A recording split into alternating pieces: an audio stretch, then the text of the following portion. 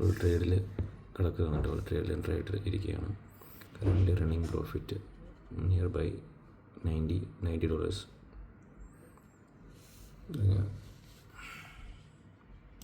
ഇപ്പോൾ 1 മിനിറ്റാണ് ഞാനതിൻ്റെ കാണിച്ചത്.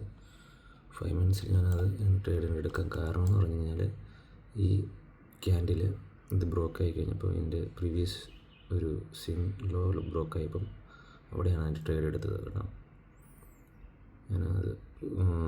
ഞാൻ എക്സ്പെക്റ്റ് ചെയ്യുന്നത് ഇതൊരു 43.20 വരെ പോകുന്നതാണ്, അല്ലെങ്കിൽ 25 വരെ ഇങ്ങനെ പോകുന്നതാണ് അത് എക്സ്പെക്റ്റ് ചെയ്യുന്നത്. കറൻറ്റ് ഞാൻ സ്റ്റോപ്പ് ലോസ് 43 വെച്ചു. എൻ്റെ എൻട്രി പ്രൈസിൽ നിന്ന് 43.46 ആണ്. സ്റ്റോപ്പ് ലോസ് 43 വെച്ചു. ബ്രേക്ക് ഈവനിൽ വെച്ച്, ബ്രേക്ക് ഈവനിൽ സ്മോൾ പ്രോഫിറ്റിൽ വെച്ചിട്ടുണ്ട്.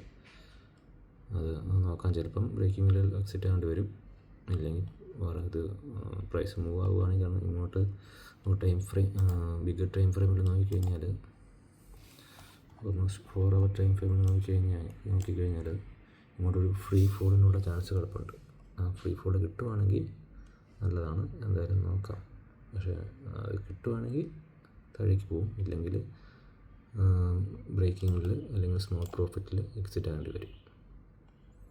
എന്തായാലും നമ്മൾ 5 മിനിറ്റിൽ തന്നെ അത് മോണിറ്റർ ചെയ്യാം. അപ്പോൾ പ്രീവിയസ് 5 മിനിറ്റ് ക്യാൻഡിൽ അത് ക്ലോസ് ചെയ്തു.